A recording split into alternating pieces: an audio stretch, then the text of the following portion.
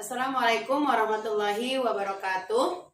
Alhamdulillahirabbil alamin wa bihi nasta'in ala umuri dunya waddin. Wassalatu wassalamu ala asrofil anbiya'i wal mursalin sayyidina wa maulana Muhammadin wa ala alihi wa sahbihi ajmain, amma ba'du.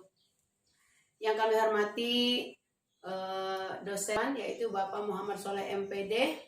Di sini nama saya Ibu Mursina dari PAI 4B. Saya akan memaparkan tentang kompetensi guru dalam menghadapi pembelajaran di masa pandemi COVID-19 menurut analisis saya. Sebagaimana saya telah membaginya dalam beberapa poin.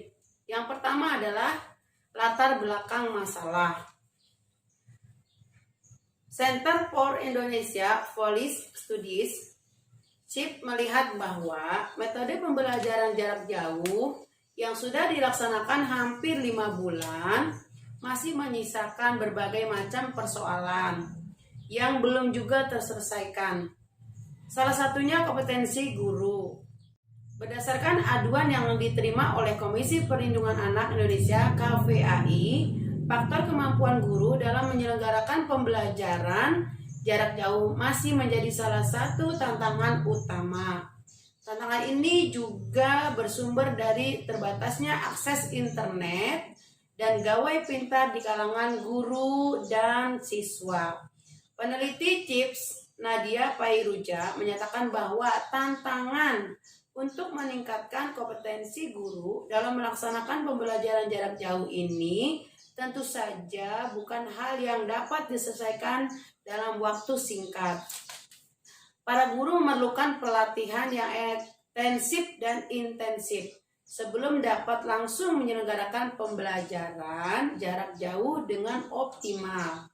Akan tetapi, pelatihan semacam itu tentu tidak dapat dilaksanakan dalam keadaan darurat seperti saat pandemi COVID-19 sekarang ini. Selain itu, tambahnya disrupsi yang datang mendadak di sektor pendidikan ini membutuhkan solusi dan tindak lanjut yang cepat dari guru dan sekolah. Mau tidak mau, pembelajaran jarak jauh tetap harus dilaksanakan dengan sumber daya yang seadanya. Untuk mengatasi terbatasnya kemampuan guru dalam menyelenggarakan pembelajaran jarak jauh, ada baiknya sekolah dan guru dapat mengidentifikasi layanan pembelajaran jarak jauh seperti apa yang digunakan oleh siswanya. Apabila tidak ada seperti yang dapat digunakan oleh siswanya, apabila tidak ada akses internet maupun gawai pintar atau dapat merekomendasikan siswa untuk mengakses program belajar di rumah yang digagas oleh Kemendikbud bersama dengan TVRI. Selain itu, setidaknya guru dapat berperan aktif untuk menghubungi siswa-siswanya agar tetap terjalin komunikasi yang lancar di masa pelaksanaan pembelajaran jarak jauh ini, jelasnya. Selain itu, Nadia juga meminta pemerintah untuk bertindak cepat dalam menentukan mekanisme penggunaan dana bantuan operasional sekolah atau BOS untuk pembelian paket internet untuk guru dan siswa.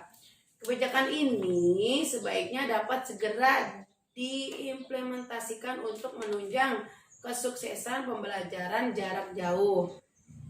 Pemerintah juga dapat mempertimbangkan diversifikasi media pembelajaran lain selain TV dan internet akibat pandemi virus corona yang belum bisa diperkirakan kapan usainya. Negara-negara lain banyak menggunakan stasiun radio untuk mentransmisikan materi pembelajaran khususnya untuk wilayah yang tidak terjamah akses internet. Kerjasama dengan layanan pos untuk mendistribusikan lembar kerja maupun modul berbentuk fisik yang kemudian diantarkan ke rumah masing-masing siswa juga dapat menjadi alternatif. Menurutnya, perlu adanya upaya untuk meningkatkan otonomi kepala sekolah Hal ini dilakukan agar kepala sekolah dapat segera bertindak mengambil keputusan penting untuk mengatasi perubahan pola kegiatan belajar mengajar yang mungkin terjadi di masa yang akan datang. Oleh karena itu, pemerintah perlu meningkatkan kapasitas manajerial dan kepemimpinan kepala sekolah. Peningkatan kapasitas juga diperlukan untuk membantu para guru dalam mempersiapkan pembelajaran jarak jauh. Cara berpikir yang inovatif dari pemerintah, kepala sekolah, dan guru memang sangat diuji untuk dapat memberikan pelayanan kepada siswa meskipun dengan sarana yang seadanya di saat seperti sekarang ini. Fokusnya adalah bagaimana siswa dapat tetap menerima materi pelajaran dengan jelas walaupun tidak melalui tatap muka secara langsung. Tandasnya, untuk jangka waktu panjang, pemerintah dapat mempertimbangkan untuk mengintensifkan pelatihan guru untuk meningkatkan kapasitas, terutama dalam penggunaan media dalam proses pelaksanaan pembelajaran jarak jauh. Kerjasama dengan sektor privat atau swasta juga patut dipertimbangkan untuk meningkatkan infrastruktur pendukung pendidikan di Indonesia. Sekarang yang kedua adalah solusi permasalahan. Sekolah dan guru melaksanakan kebijakan pemerintah untuk belajar dari rumah sebagai upaya memperlambat penyebaran COVID-19, namun sekaligus tetap memastikan peserta didik dalam kegiatan konstruktif melalui pembelajaran daring. Berbagai platform digunakan dalam pembelajaran daring, sementara guru, peserta didik, dan orang tua diharapkan terus melakukan penyesuaian seiring berjalannya waktu. Berbagai respon positif disampaikan peserta didik terkait pembelajaran daring karena dirasa lebih santai, menyenangkan, dan juga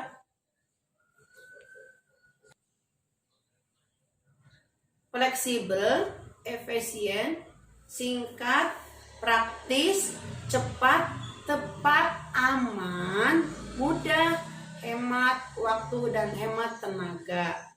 Pembelajaran dapat dilakukan secara jarak jauh.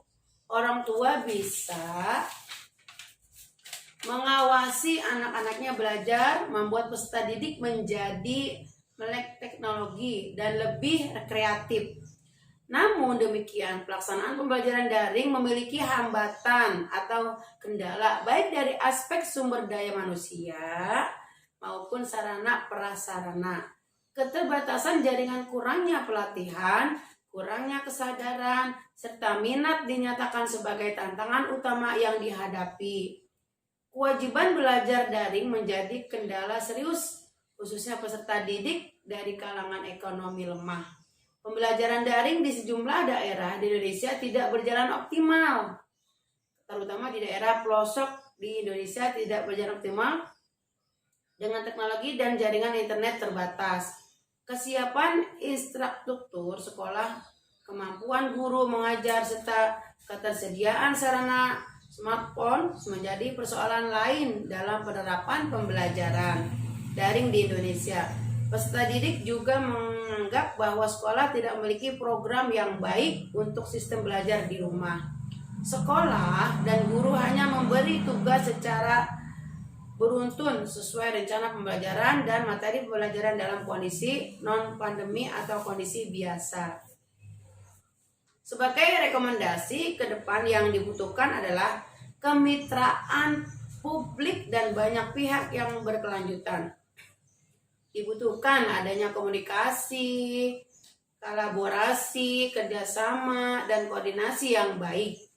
Kompetensi guru menjadi penentu utama keberhasilan proses pembelajaran daring sehingga mereka terus memperkaya kompetensi dan keterampilan dan didukung oleh kebijakan sekolah yang mendorong mereka terus belajar.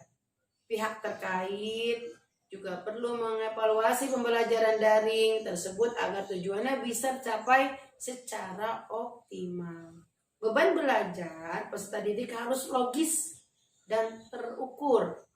Beban belajar peserta didik tentunya harus diperhitungkan, terukur baik secara materi maupun waktu. Guru tidak boleh semata-mata memberikan tugas tetapi harus memperhitungkan secara matang. Guru tidak boleh lupa untuk mengapresiasi capaian peserta didik perlu diberikan guru agar tujuan pembelajaran bisa tercapai. Hal lain yang tidak kalah pentingnya dalam pembelajaran daring ke depan adalah adanya kurikulum yang fleksibel dan siap menghadapi pandemi. Selanjutnya adalah kesimpulan. Yang ketiga, kesimpulan. 1. Belum ada persiapan bagi guru atau tenaga pendidik dalam menghadapi pembelajaran daring sehingga diperlukan terlebih dahulu pelatihan mengenai pembelajaran daring agar kegiatan pembelajaran bisa dilaksanakan secara optimal. Yang kedua, keterbatasan fasilitas dalam melaksanakan pembelajaran daring antara kedua pihak yaitu guru dan murid tentunya dapat menghambat lancarnya pembelajaran. Oleh karena itu pemerintah agar memfasilitasi sarana dan prasarana dalam pembelajaran daring ini agar tujuan pembelajaran dapat dilakukan secara maksimal. Para guru memerlukan pelatihan yang ekstensif dan intensif sebelum dapat langsung menyelenggarakan pembelajaran jarak jauh dengan optimal. Akan tetapi pelatihan semacam itu tentu tidak dapat dilaksanakan dalam keadaan darurat seperti saat pandemi COVID-19.